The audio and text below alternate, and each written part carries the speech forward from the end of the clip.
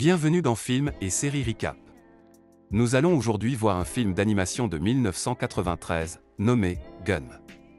J'espère que vous apprécierez. Le film commence dans un futur apocalyptique. Les humains vivent maintenant en deux catégories, ceux vivant sur Zalen, une ville flottante tenue par des câbles, profitant des meilleures ressources de la Terre, considérée comme un paradis, et la Terre, pleine de déchets, polluée, vivant pour Zalem, des restes de Zalem. Dans l'une de ces immenses décharges, un homme, Ido, trouve une tête de jeune fille, et est pris d'une grande joie. Rien de morbide, c'est une cyborg, une humaine modifiée par des compositions robotiques. Elle est encore en vie, et il la ramène à son atelier. Elle est d'une technologie très avancée, mais malheureusement n'a aucun souvenir. Il répare la jeune fille, lui donne un corps, et un nom. C'est notre protagoniste, Gali. La jeune fille habite désormais chez Ido, un cybernéticien généreux et respecté dans la ville. Les cybernéticiens sont un mélange de médecine et de robotique. Il répare souvent ses patients gratuitement et elle le considère comme son père. Dans ce monde difficile et dangereux où la médecine traditionnelle a disparu, la cybernétique est devenue la norme pour la plupart de la population terrestre. Ido met en garde la jeune fille contre les voleurs d'organes qui sont courants, en particulier pour les vertèbres qui sont difficiles à remplacer. Plus tard dans la nuit, une prostituée se fait sauvagement assassiner dans la rue par un assaillant inconnu, mais tard cette nuit-là, Ido rentre, sans se faire entendre. Le lendemain, la jeune fille remarque qu'il est blessé, mais il lui donne une excuse improbable. Elle sait qu'il lui cache quelque chose. Elle éprouve une forte attirance envers Hugo, un jeune adolescent mécanicien de son âge. Il l'emmène dans un endroit secret avec une vue imprenable sur la cité, et lui raconte l'histoire de la Terre et de Zalen, sachant qu'elle a perdu la mémoire.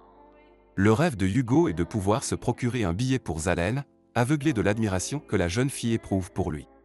Son frère avait également ce même rêve et avait même fabriqué une montgolfière pour y accéder, mais elle a été détruite par les autorités, car l'accès à Zalen est interdit aux habitants de la surface. Hugo travaille dur et économise dans l'espoir de pouvoir y entrer légalement. Il arbore aussi une immense cicatrice tout le long du poignet droit. De l'autre côté de la ville, Ido retrouve Shiren, une autre cybernéticienne. On découvre qu'ils sont tous deux originaires de Zalen, mais alors qu'Ido s'est adapté à la vie à la surface, Shiren ne la supporte plus. Ils étaient les meilleurs dans leur domaine à Zalen, et ont accepté une mission d'utiliser leurs talents sur Terre. Shiren est désespérée et lasse de sa vie actuelle et souhaite y retourner. Ido tente de la réconforter, et la met en garde que le consortium, la haute autorité de Zalem qui les a envoyés, ne permettra jamais cela. Pourtant, elle est convaincue d'avoir trouvé quelqu'un capable de les ramener à Zalem et veut qu'Ido l'accompagne, mais il refuse. La nuit tombée, Ido ressort discrètement, et Gali le suit. Dans une ruelle sombre, une femme marche seule et sans qu'elle ait suivi. Elle s'enfuit, mais est stoppée par deux cyborgs, dont l'un est immense et caché sous une cape. Ido intervient et permet à la jeune fille de s'échapper saine et sauve. Ido n'est pas l'un des voleurs de vertèbres, bien au contraire, en secret, c'est un chasseur de primes. Cependant, il est vaincu lors de l'affrontement. C'est alors que Gali intervient, et avec une force et une technique venue de nulle part, décapite d'un coup de poing l'un des agresseurs. Le plus grand des agresseurs enlève sa cape, dévoilant un cyborg dont le seul élément humain restant est le visage. Ido tente de gagner du temps pour permettre à Gali de s'échapper, mais celle-ci avance calmement vers l'adversaire et envoie le cyborg géant dans une colline en deux coups. Gali semble être en transe, et Ido suppose que sa mémoire antérieure était programmée pour le combat. Plus tard, Ido et Gali récupèrent la récompense, mais découvrent que les deux individus n'étaient pas les voleurs de vertèbres recherchés par tous, mais des suceurs de cervelle, une drogue dans le futur. Dans le bidonville qu'est devenu la Terre, la justice et la police ont disparu, et leur rôle a été donné aux chasseurs de primes. Gali demande à Ido de devenir elle aussi chasseur de primes, mais il refuse. Il l'a réparée, elle qui n'était plus qu'une tête quand il l'a trouvée, et souhaite lui offrir une bonne vie, pas une tachée de sang. Mais celle-ci s'est sentie vivante quand elle a combattu, et part en courant devant sa décision. Dans un luxueux appartement, Shiren vient de faire l'amour avec l'homme qui promet de pouvoir garantir le passage à Zalen, Vector. En plus de se donner à lui, elle utilise ses connaissances en cybernétique pour son arène de gladiateurs, les rendant plus assassins. Ce soir-là, le cyborg battu par Gali lui demande de l'aide. Il s'appelle Grushika et a été un gladiateur, mais il a perdu son nom et sa réputation en raison de son addiction. Il raconte alors son histoire, qui inclut sa rencontre avec Ido et une cyborg meurtrière. Les dommages infligés à Grouchika sont considérables, et elle suppose qu'Ido cherche à rivaliser avec une création supérieure à la sienne, réduisant ainsi ses chances de retour à Zalem. Elle accepte alors de transformer le cyborg en une véritable machine de guerre. Le jour suivant, Ido réfléchit à la demande de Gali. Il se rend compte que ses rêves et ceux de sa fille diffèrent et finit par accepter de la laisser devenir chasseuse de primes. Plus tard, elle subit une opération pour tatouer son cerveau, officialisant son nouveau statut. Elle exprime sa gratitude envers un Ido fier. Le soir venu, Ido emmène Gali au bar des chasseurs de primes pour lui faire découvrir leur monde. Cependant, leur arrivée est brutalement interrompue par Grouchika qui cherche à se venger. Ayant été réparé par Shiren, le cyborg est désormais encore plus imposant et agressif qu'avant. Il tue le chien de Gali pour la provoquer, laissant la jeune fille sous le choc et incapable de réagir. Malgré la demande d'aide d'Ido, les autres chasseurs de primes sont figés par la peur. Alors, Gali se relève, couverte du sang de son animal de compagnie, et dessine des marques de guerre sur son visage. Elle est bien décidée à finir Grouchika pour de bon cette fois-ci. À l'autre bout de la ville, dans une ruelle sombre, les deux voleurs de vertèbres ont fait une nouvelle victime. L'un des voleurs se démasque, c'est Hugo. Pour pouvoir se payer son entrée à Zalen, il est prêt à tout. Seuls tous les deux contre le cyborg, Shiren apparaît soudainement. Elle s'est déclarée ennemie d'Ido depuis qu'il a refusé de la suivre dans son projet de retourner sur Zalem. Elle ne veut pas se faire dépasser par Ido et sa création, et est venue s'assurer que Gali soit détruite. Le combat commence et Grouchika utilise maintenant des tentacules gigantesques et très tranchantes pour attaquer Gali. Celle-ci a du mal à les éviter car elles ont une grande portée et sont très rapides. Malgré cela, Gali ne se décourage pas et en utilisant son ultra instinct, elle débloque une technique redoutable qui rend son poing aussi puissant qu'un boulet de canon. Elle commence par désarmer son adversaire avant de le finir en le coupant en deux d'un seul coup.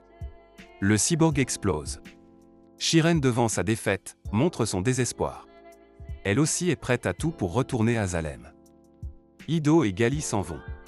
Celui-ci la congratule, maintenant rassuré sur sa capacité à se défendre seule, ainsi que son futur dans ce monde horrible, mais aussi en tant que chasseuse de primes. Durant une autre nuit, Hugo poursuit son dangereux périple en tant que voleur de colonne vertébrale dans une partie éloignée de la ville, mais il est interrompu dans sa fuite par Vector, un homme d'affaires puissant de la ville qui a la réputation de pouvoir garantir le passage à Zalen, moyennant une somme exorbitante. Vector tue le cyborg dont la moelle a été volée, contre l'avis de Hugo, et emmène ce dernier dans son bureau où il lui sert de l'alcool et lui propose une association plutôt que de l'envoyer sur Zalem. Il connaît l'activité illégale de Hugo et lui a vendu le rêve de passage à Zalem il y a 3 ans. Aujourd'hui, Hugo est désormais proche des 10 millions nécessaires pour acheter le billet. Hugo refuse, étant convaincu qu'il atteindra bientôt la somme nécessaire et ne veut rien d'autre que cela.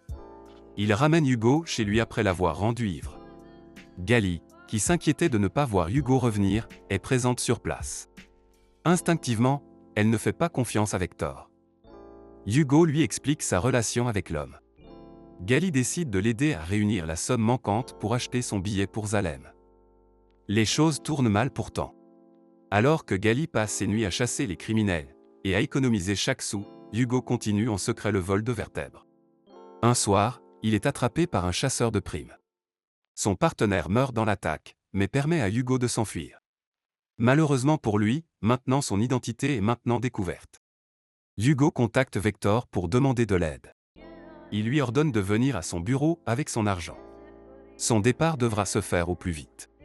Shiren, toujours aux côtés de Vector, pour obtenir elle aussi son pass, est ordonnée par celui-ci de ramener Gali, dont les capacités hors du commun lui sont arrivées à l'oreille. Il souhaite la faire combattre en tant que gladiateur, et compte faire pression en utilisant la situation de Hugo. Du côté de Gali et Ido, l'AVI de recherche de Hugo est maintenant publique pour vol et meurtre. Sa tête est mise à prix, à un fort montant. Il est désormais l'homme le plus recherché de la ville. Gali se presse pour le retrouver au plus vite, suivi discrètement par Shiren. Elle le retrouve dans son endroit préféré. Elle le prévient de sa situation. Il assure qu'il n'a tué personne, et qu'il a confiance en Vector.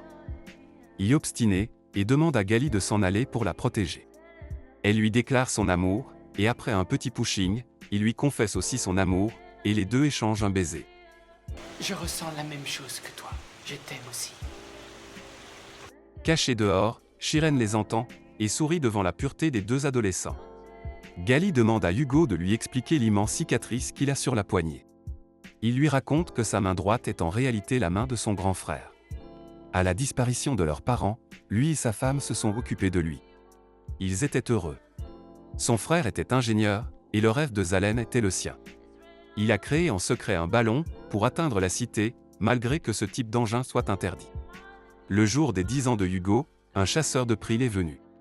Sa femme l'avait dénoncé pour la récompense. Le chasseur de primes, un cyborg samouraï, a détruit le ballon et a tué son frère, le coupant en morceaux dont Hugo s'est emparé de la main. Il se les ensuite transplantés, voulant accomplir son rêve et enfin redevenir heureux, à Zalem.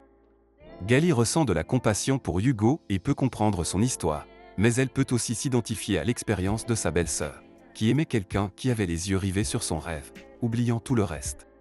Cette jalousie malsaine a créé une distance, puis une haine entre eux. Dehors, Shiren comprend également cette situation. Hugo rit en entendant cela et lui demande si elle va le tuer parce qu'il rêve de Zalem. Gali répond que c'est le contraire et qu'elle va l'aider. Elle ira déposer le reste de l'argent chez Vector pour qu'il l'envoie à Zalem. Contrairement à sa belle-sœur, elle ne laissera pas un rêve la séparer de l'homme qu'elle aime. Elle lui donne tout son argent et l'enverra sur Zalem, puis le rejoindra plus tard. Les adolescents font réfléchir Shiren à l'extérieur de leur cachette. Elle est Nido, et l'avait suivi dans son rêve d'aider la planète en quittant Zalem, mais avait fini par le haïr quand son rêve était devenu plus important qu'elle. Les paroles de Gali l'ont éclairée sur ce qu'elle souhaite vraiment. Plus tard, Hugo revient à la planque avec le reste de l'argent. Ça y est, il touche enfin au but. Derrière lui pourtant, un chasseur l'a retrouvé. Gali entend un cri à l'extérieur. Elle sort paniquée et voit à terre le corps ensanglanté de Hugo. Devant le corps, le chasseur de primes samouraï, qui avait aussi tué son frère. Gali se confronte au samouraï pour venger Hugo. Malgré sa redoutable habileté, le combattant donne du fil à retordre à Gali. Cependant, elle utilise son corps pour accumuler de l'électricité dans le sabre du samouraï, ce qui le rend vulnérable à la foudre. Grâce à cette stratégie, Gali finit par vaincre son adversaire. Gali s'effondre en larmes devant le corps de Hugo et appelle à l'aide, ne sachant pas quoi faire. Shiren apparaît alors derrière elle. Plus tard, Gali arrive à la clinique de Ido en portant le corps de Hugo sur son épaule gauche et sa tête séparée de son corps sur la droite, reliée aux systèmes vitaux de Gali. Elle supplie Ido de l'aider, désespérée de sauver son amour. Après une opération longue et difficile, Ido parvient à sauver Hugo, qui survivra à ses blessures. Il félicite Gali pour son esprit vif qui a permis de sauver Hugo. Elle lui raconte ce qui s'est passé cette nuit-là, y compris l'action de Shiren. Ido est heureux de voir que sa vieille amie utilise ses compétences pour faire le bien. Il lui révèle qu'il vient de Zalem et que Vector leur a menti. À leur insu, Hugo les entend. Zalem n'accepte personne sauf pour les exploiter, et il ne serait jamais parti. À ces mots, Hugo se réveille et s'enfuit. Gali part à sa poursuite, et Ido, dégoûté par les mensonges de Vector, décide de lui rendre une petite visite. Pendant ce temps, dans le bureau de Vector, Shiren fait son rapport. Elle ment à Vector lui disant que Hugo est mort, et que Gali a disparu, avec tout l'argent. Elle lui annonce aussi l'arrêt de leur association. La cybernéticienne ne voulant plus travailler pour lui, pour ses gladiateurs, ou pour rentrer à Zalem. Avant de partir, Vector lui annonce qu'elle a finalement son billet pour Zalem. Plus tard, Ido force l'arrêt de son bureau et passe Vector à tabac pour tous ses mensonges, mais ce dernier ne montre aucun remords. Pendant l'altercation, Ido découvre sur le sol une des boucles d'oreilles de Shiren. Lorsqu'il oblige Vector à lui dire où elle se trouve, ce dernier pointe une pyramide de draps. En dessous se trouvent des bocaux contenant des organes humains, ceux de Shiren. C'est ainsi que Vector envoie les gens sur Zalem. Après avoir découvert l'horrible vérité sur Vector, Ido est attaqué par l'un de ses gladiateurs. Cependant, avec l'aide de sa massue robotisée, il parvient à le vaincre et l'un des membres du gladiateur traverse Vector, le tuant sur le coup. Gali continue sa recherche de Hugo quand elle entend une alerte signalant la présence d'une personne sur les câbles reliant Zalem. C'est Hugo, et on voit désormais son nouveau corps. Il n'a maintenant plus que la tête humaine, son corps étant totalement cybernétique. Il marche avec un air délirant vers Zalem qu'il voulait tant atteindre, grâce à la force de son nouveau corps robotique. Cependant, les câbles de Zalem sont protégés contre toute intrusion grâce à d'immenses hélices qui les parcourent tout le long. Une première fonce sur Hugo qui essaie de l'éviter, mais malheureusement, il est touché. Gali se précipite au péril de sa vie, rattraper Hugo dont les 2 pieds ont été endommagés par les protections, maintenant rampant le long du câble. Il est proche. Elle le rattrape, ils sont tous les deux à des kilomètres dans le ciel. Elle lui demande de descendre, mais lui explique quelle serait la vie à Salem. Gali implore Hugo de descendre, mais ce dernier est persuadé que sa vie ne peut être qu'à Salem. Elle lui explique que ce qu'il recherche n'est pas Salem, mais un mode de vie différent, et qu'ils peuvent l'atteindre ensemble. On pourrait être heureux ensemble. C'est un rêve facile à réaliser. Il est d'accord, et souhaite descendre pour rester avec elle, ce qui remplit la fille de joie. C'est alors qu'une des hélices descend à toute vitesse, et frappe Hugo. Gali parvient à le rattraper. Il est gravement endommagé. Il ne reste que le haut de son corps. Malgré tout, il semble heureux et confie à Gali qu'il a réalisé son rêve le jour où il l'a rencontré, sans même le savoir. J'ai atteint mon rêve le jour où je t'ai rencontré. Puis, son bras se détache et il tombe, le sourire aux lèvres, dans les nuages. Gali n'a plus la force que de le pleurer. Le film se termine avec Gali et Ido rendant hommage à Hugo en envoyant son bras, la seule chose qu'il reste de lui, dans les airs, vers Salem, à l'aide d'un ballon. Fin.